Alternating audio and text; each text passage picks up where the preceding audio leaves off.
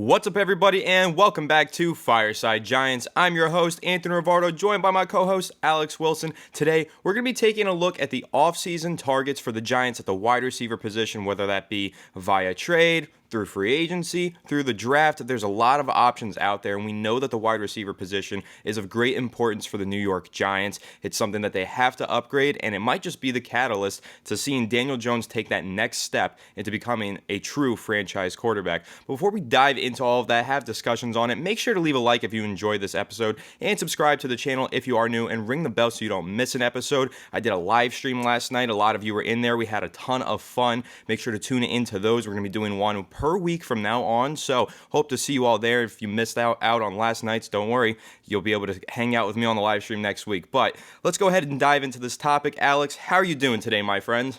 I'm doing fantastic. Wide receiver is an interesting position for this Giants team, and we're going to, as you said, kind of rank the potential acquisitions or directions the Giants could go this offseason, but ultimately it's about helping Daniel Jones, and it always has been. This offseason is the most important that we're probably going to see in quite some time, because if you're bringing Daniel Jones back, you also have to consider the fact that you need to improve the weapons around him. Isaiah Hodgins, we love the guy. We're really happy Wan'Dale Robinson is getting healthier and should be ready to go next year. But ultimately, it's not enough. We need a wide receiver one. There's a lot of great opportunities in the draft. We've talked about Jordan Addison, Zay Flowers are going to rank some of the top options. We've discussed Higgins, Brandon Aiyuk. Anthony did a great film breakdown with Diggy over there. So, this is definitely a great opportunity to take a look at how would we rank these guys? As you said, via trade, free agency, the draft. There's a lot of different directions the Giants could go. We just heard that Keenan Allen's also may be on the free agent market if they cut him. So, that's another name to throw into the mix. I wouldn't go in that direction personally unless it was a kind of a low money deal because he's kind of injury prone. But I do think the Giants have plenty of options in terms of upgrading that wide receiver unit, Anthony. But I'm doing great today. How are you doing today, my friend? You know what? I am doing awesome. Look at that. We ask each other how we're doing now. This is the new Fireside Giants, the new era of the Fireside. Pretty awesome stuff. But I'm going to go ahead and introduce one of the receivers that I think a lot of Giants fans want to see targeted this offseason. Alex, should we start top to bottom to top? Which way do you think we should kick this off? Let's go from bottom to top in terms of the players, okay. Receivers we wouldn't want. You know what? Here's a player that I'm going to throw out there that I didn't even put you on the list that I sent you, Alex, but Odell Beckham Jr. How about we discuss him briefly? Because he was somebody that came up in last night's live stream. A couple of Giants fans who were in there were saying, hey, what do you think happens with OBJ this offseason? Is he a target for the Giants? Where does he end up? And I think that's pretty interesting to take a look at him and say, you know what? I have no idea what happens to him now after that plane video. It was an interesting clip. There was a lot that you can make out of it. And I don't know if that necessarily means he's off the Giants list of targets, but if I had to say anything, I know, Alex, you recently wrote an article about a Stanford wide receiver that maybe you could shed some light on, but I think he has a connection to Odell Beckham Jr., or was it a Princeton wide receiver, whatever, and apparently OBJ does have some outspoken interest in returning to the New York Giants, so again, I think he's towards the bottom of the list, but he is an option out there, a target, and I think he would come pretty cheap if the Giants really were interested in bringing him back. Yeah, I wrote an article. You wrote one about Michael Wilson from Stanford. I wrote about Andre Iosivas from Princeton, who's a pretty exciting player. Has comparisons to Christian Watson, really speedy guy, good hands, really good frame. He's a track star. I'd be interested in him in the mid rounds or later rounds where he's available. But when you're talking about OBJ, the whole incident that went down with him, I don't really know what teams are thinking. It's our best guess is essentially, we saw the footage. It didn't look great. He was yelling some stuff at people. They deboarded the whole plane. I don't know if it was, something they just did because it was precautionary or, he wasn't responsive or they were just trying to protect his health. I don't know exactly what went down. I don't exactly know what OBJ's response to it was. It seems like nobody cares anymore. It seems like it just kind of it's gone now and nothing came of it. So I have to imagine it wasn't that serious. It was just an inconvenience for people on a flight. If you've ever been on a flight, having to deboard after boarding a plane absolutely sucks. So I'd probably be pretty pissed off. But at the end of the day, it was kind of a harmless thing. Whatever, it doesn't matter. Nonetheless, you don't want to see your players getting into situations like that and having to force everyone to get off a plane and because of your actions or whatever the hell's going on. Could just be a power complex from the people on the plane that wanted to just, make a whole big deal out of it. I don't know. I'm not going to sit here and come up with excuses or whatever it might be. But at the end of the day, OBJ coming back from the ACL tear, what kind of receiver is he going to be? Is he going to be one that can really contribute at a high level? Personally, I don't know. This is his second ACL tear, guys. Like, what are we really expecting OBJ to be? He's not going to be the guy that we had in 2014. I know a lot of people are sitting here kind of like, oh, like, nostalgic, reminiscing about OBJ being this force of nature for us. That's not the version of him we're going to get. You know what I mean? We're going to get the version that's gone through 2 ACL tears, multiple significant injuries. He's older now.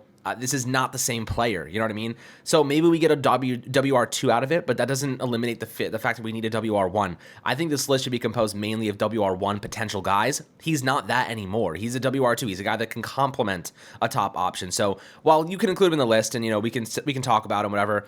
And what if we sign him? Cool, it's fine. It's an addition to the wide receiver unit. I do not see him anywhere close to a WR1. We need an established guy, or we need a guy that has that level of potential, and he's young and untapped.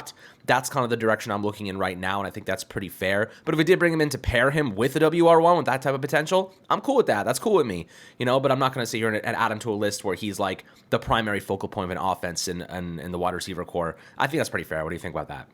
No, I think that's totally fair. OBJ at this stage in his career is not the player that he used to be. His first stint with the New York Giants, he was a true wide receiver one. He was a dominant force. He's not that anymore. He's a complementary piece at this point, so I don't think he should be high on the Giants list of targets. That's why we just mentioned him as the honorable mention right now. But let's go into number 5, Alex. This is a player that I know you're pretty high on. I actually do like Zay Flowers. That's the player that we're going to be discussing from Boston College, but I think there's other players who fit the Giants a little bit better. Now, Zay Flowers, quick guy, shifty guy, has gotten some lofty player comparisons. Some guys are starting to compare him to Antonio Brown in terms of his playing style. Not necessarily his level of talent, because, AB was one of the best wide receivers in the NFL for years and years. I'm not saying that that's the expectation you should have for a guy like Zay Flowers, but you see the way that he plays, his style of playing, and it is kind of reminiscent of Antonio Brown. Just the way that he has such great sideline control over himself, with the body control is really great. He's got great ball skills, and he's super shifty after the catch. I think that's the main thing that sticks out for Zay Flowers.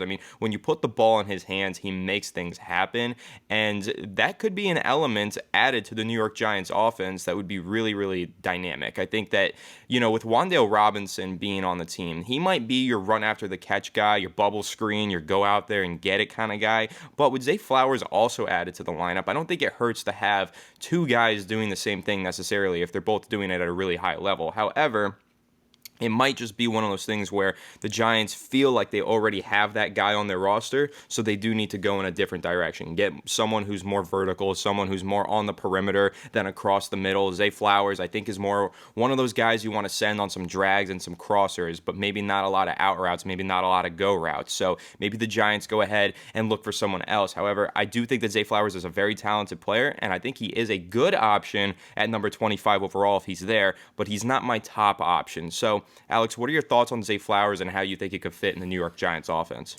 Well, I'll start off saying this. My number 5, so we're going from bottom to top. I actually think my bottom option is T. Higgins. And the reason for that is because I don't want to pay the guy $20-25+ million a year. You know what I mean? Like, you have to give up the first round pick plus maybe more, and you have to pay him $20+ million a year. You know what I mean? Like, that's a shit ton of capital. And I think we have to be realistic about that. You're talking about cash strapped. You're talking about big ass contracts that may end up biting you in the ass. That might be one of them. T. Higgins, tremendous player, great player for the Bengals. But Jamar Chase is their wide receiver one. T. Higgins is going up against CB2s the whole time.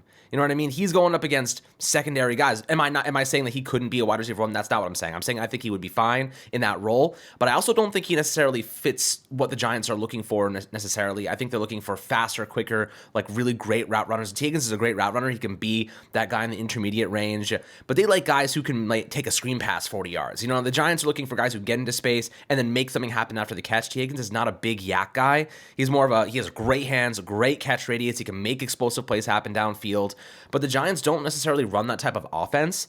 He would be a great number 2. I think T. Higgins would be a tremendous number 2 to a wide receiver one, like a Jordan Addison, or like, whoever it might be, like a Jamar Chase. He's a great compliment to a guy like Jamar Chase. I don't want to pay a guy $20+ million who's never actually been a wide receiver one. We're just hoping he can be that guy. You know what I mean?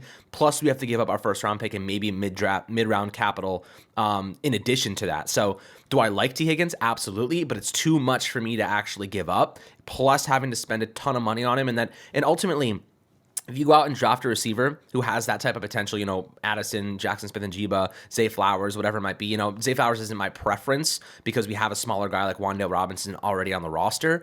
But I have to say, I think that the potential is there for them to be just significant playmakers, significant contributors, and you don't have to pay them a ton of money because you're looking at a bottom half first round pick, so it's going to be a lot more affordable. And that money you're going to need. You have Andrew Thomas's contract coming up. You have Dexter Lawrence coming up. Who knows what Saquon Barkley makes. You have Xavier McKinney. That's one of those players that you ultimately may have to let walk because you can't afford them because you just gave a $20 million plus offer to T. Higgins, So that's kind of my take on it. I think T. Higgins is at the bottom of the list for me. Some people may disagree with that, but if you do, I'd love to hear perspectives. I'm always happy to hear your opinions and have good conversations about it. You might be right. I could be wrong in this scenario, but because he's been a compliment to Jamar Chase, it's a risk hoping that he can kind of elevate and be that wide receiver one plus having to pay him on top of that. It's a risk, and it's one that Kenny Galladay's scared the shit out of me with. All right, so let me give you a valid counterpoint, though, because when you look at potentially drafting a receiver with that 25th pick or trading it for an established guy like T. Higgins, doesn't that the sense of him being established in the NFL, proven to be successful in the NFL, carry some weight? Because when you're looking at Daniel Jones and you're talking about wanting to get him an instant impact, a WR1 for the 2023 season, even if you get the best wide receiver in the 2023 NFL draft, there's no guarantee that he has that instant impact because he's a rookie and he's not established.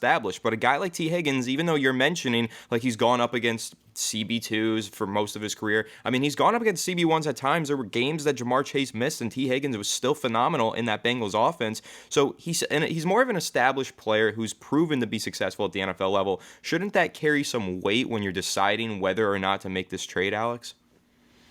Yeah, I think that's a reasonable counterpoint. My counterpoint to your counterpoint would be that Kenny Golladay, I mean, he was a proven NFL commodity, ended up sucking eggs for us. Devontae Adams goes to the Raiders, doesn't do anything remotely close to what he did with the Packers. You know what I mean?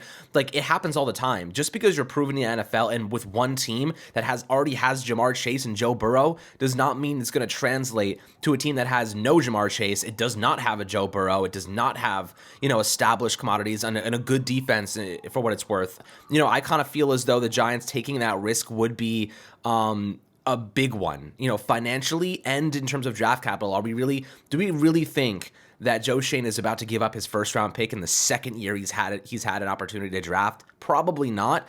I think that maybe you're looking at in maybe next year. I could argue that would be a better time to do it because, he's laid the foundation. He's got his guys. And like you said, proven NFL commodities are a great thing. But you look at the quality of the coaching we have, I'm convinced personally that the quality of coaches that we have will maximize any player. Look at some rookies last year that went off the charts. Garrett Wilson for the Jets. Even Amon-Ra St. Brown for the Lions 2 years ago was ridiculous. Breece Hall at the running back position for the Jets last year before the ACL tear was ridiculous. You can get great value out of rookies if you have good coaching and you know that they're actually like ready to perform now. Receivers are probably one of the more translatable players and positions. You know what I mean? It doesn't take them a ton of time to adjust. I think like cornerbacks take time, quarterbacks take time, but receivers generally can step in and make an impact immediately, in my opinion. I think that Jordan Addison, Zay Flowers, Jackson Smith-Njigba, I have my preferences of those three, and we'll talk about that in a second. But I think that I'm totally fine rolling the dice there and not having to pay a shit ton and strap us down and maybe have to let one of our key cornerstone pieces walk because of it. Yeah, and I think those are all really good points, especially the fact that you have to pay this guy. So before we get into those other rookies, Alex, I want to discuss another potential trade target for the New York Giants, and that's Brandon Aiyuk. Someone I broke down on the channel with Diggy, we went over him and thought, this is a player who has the potential to be even greater than he currently is. Like, he's already started to prove himself as a solid, top-end wide receiver in the NFL, but he hasn't necessarily had that breakout just yet, and maybe a change of scenery is what propels him to have that. But you mentioned it with T. Higgins. Well, the Giants don't have a Joe Burrow. They don't have, as well, a Jamar Chase. Well, the 49ers didn't necessarily have those either. They had a Deebo Samuel, who's a great player, and they had a revolving open door at quarterback with Brandon Aiyuk as he went on his way to a 1,000-yard receiving season this year. So I'm curious to know what your thoughts are on Brandon Aiyuk. Do you place him above T. Higgins, below T. Higgins? For me, he's just a peg above because I think that he comes maybe slightly cheaper. Maybe it's a second-round pick rather than a first-round pick, and I think that makes all the difference. Plus, I think his contract is a little less expensive, and I think that he fits the Giants' offense better. Now, when you look at T. Higgins, a big body guy, contested catch guy on the outside, but when you look at Brandon Aiyuk, I mean, this is a guy who lines up outside, inside, and wins at all three levels of the field based on separation, good route running, and run after the catch ability. He just looks like exactly what the Buffalo Bills were looking for when Brian Daboll was over there, and they went and got Stephon Diggs from Minnesota for Josh Allen to have that breakout. That's the mold of receiver that I think Brian Daboll is looking for to get that Daniel Jones breakout as well. That Stephon Diggs-esque receiver, and Brandon Aiyuk fits that way more than T. Higgins. So what is your opinion between those two guys, and is Brandon Aiyuk still a top target on your list? Yeah, I'd rather Brandon Aiyuk than T. Higgins personally for kind of a couple of variables you mentioned in terms of it's going to cost less to acquire him in my opinion. It's going to be cheaper to extend him in my opinion, and he fits our system a lot more efficiently. But also, you kind of referenced the 49ers not having like those weapons that to kind of make it easier for a player. They have one of the best offensive lines in football, which makes the quarterbacking a little bit easier for them. They have George Kittle, tremendous tight end blocking and receiving. You have Deebo Samuel, who's very, very solid. And then, of course, Aiyuk. I think that the thing is with the 49ers is they're such a run-first offense that they don't maximize their receivers. That's why do you think Deebo Samuel is such a prominent piece for them? Because he runs the football. They just get the ball in his hands, screen passes, and let him work. Brandon Aiyuk in a heavy passing offense would be another level. You're going to see him take another big step forward as a route runner, one of the best there is. He's got decent hands. He can do stuff after the catch. He's fast. He's quick. He's competitive. You like players like that. So if the Giants were going to make a move, given that he was even available to begin with, we don't know if he's going to be. But if the Giants were going to trade for a receiver, I think Brandon Aiyuk definitely fits the bill. The thing is, he's untapped a little bit. I do believe that there's a lot left to be expanded upon when it comes to his skill set. T. Higgins, we know what he is. I think there is more potential for him, especially in a bigger role, more prominent role with more targets.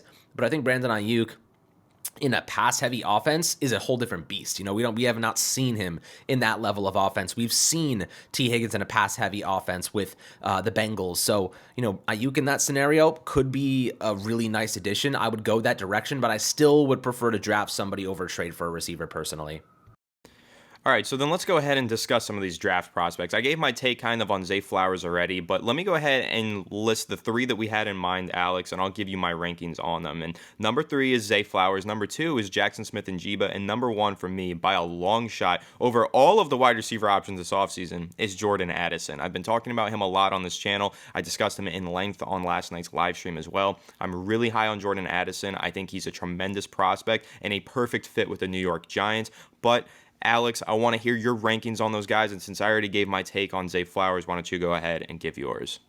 Yeah, I'm going to go, if I was going to rank those guys, Addison's my number 1 for sure. If we could get him, even if we had to trade up a couple spots, I think I would pull the trigger. He is, in my opinion, the most ready for this type of offense, good hands, really, really good route running. The guy can do things after the catch. He is just a crisp route runner at the apex. He doesn't have blow away speed, but you don't need that in the NFL. You don't need a track star speed to be a great receiver. You need to be a great route runner. Think about all the receivers that don't have top end speed. DeAndre Hopkins, Devontae Adams, Stephon Diggs. He's fast, but he's not elite fast. You don't need to be elite fast to be a great receiver. You need to be a great route runner and ability to create separation and be able to high point catches. And Jordan Addison can do those things. So, in my opinion, he's my number 1 option if I had to choose. But between Jackson Smith-Njigba, who has really only 1 year of legitimate production, and then the injuries last year really knocked him off, and then Zay Flowers, who also had a little bit of an ankle issue, I believe, last season. It might have been Addison.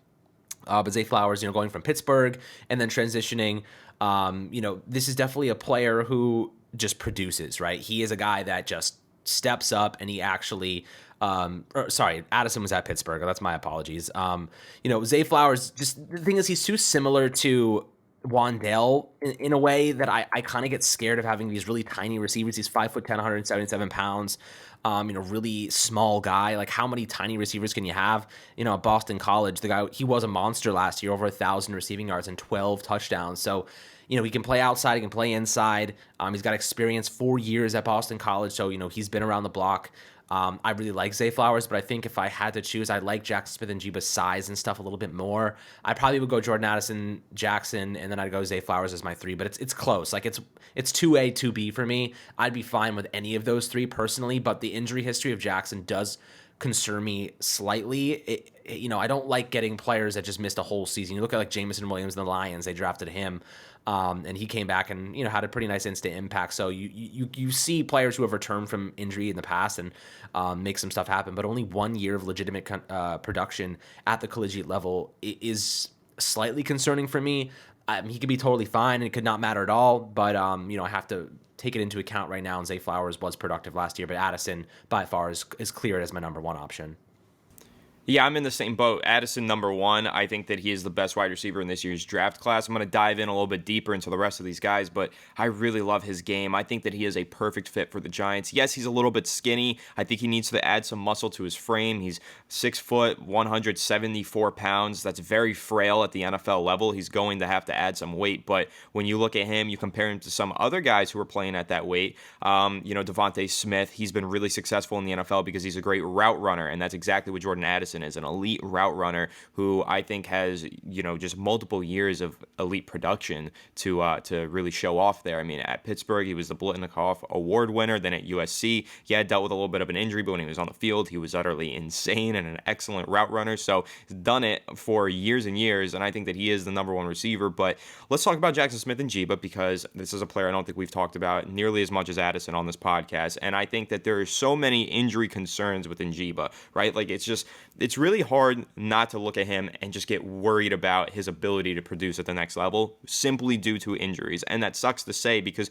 when you turn on the film, you watch this player, you're like, yeah, this guy was a difference maker. He is an elite player, at least at the collegiate level. And when you read what some of his former teammates have to say about him, Chris Olave, Garrett Wilson, they said he was the best of us. They said Jackson Smith-Njigba was the best of us. If this guy isn't the best receiver in the draft class, we don't know what went wrong. That's what some of them are saying. So you look at that, you look at the raw talent that he has, and honestly, if it wasn't for the injuries, I'd say he has the highest floor, because I feel like everything that he does in his game is very reminiscent of a pro-style wide receiver. He's got that pro playing style, and he produced in an offense, an Ohio State offense. Usually those Ohio State receivers end up being extremely successful. So I think when you look at Jackson Smith-Njigba, there's so many things going his way, but that injury history is just turning it the other direction. And it's saying, like, maybe we shouldn't take him in the first round. Maybe he shouldn't even be on our draft board. I bet you there will be some NFL teams that completely take him off their draft board because he hasn't played football in over a calendar year. So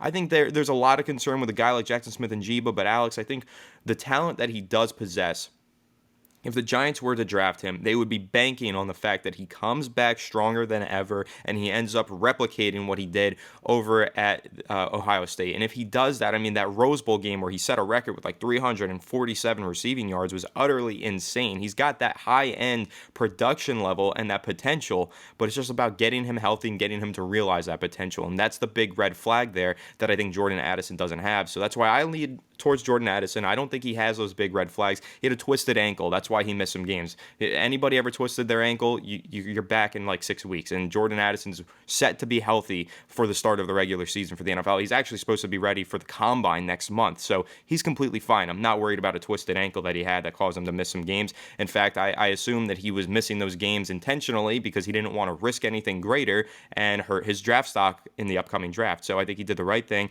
But yeah, Jordan Addison's clear-cut number 1 receiver for me, for the Giants to target this offseason. And again, I like Jackson Smith-Njigba. It's just a massive red flag hanging over his head. Yeah, it definitely is. So it's something to keep in the back of your mind when we're talking about these receivers, we're going to look at all of them, obviously. We're going to take a more in-depth look at Jackson Smith-Njigba. I don't know a ton about his style of game because there isn't much of a sample size, but the production when he was healthy is legitimate, and it should be factored in as a green flag. But, Jordan Addison's by far my number one. Quentin Johnson out of TCU is somebody that a lot of people have mentioned in the comments section, so we're also going to take a pretty in-depth look at Quentin Johnson. Really, really big receiver, physical, definitely kind of a little bit outside of what I think our offensive mold is, but you never know. Maybe the Giants want to go in that direction. Someone that can go and high point the ball and be explosive and make some plays downfield. And he's got some really great size, and the guy's just a freaking freight train on legs. So I'm excited to see kind of how this draft starts to unfold over the next couple of weeks and how prospects are rising through the ranks and whatnot. It's kind of crazy how prospects just like drop and fly up the rankings.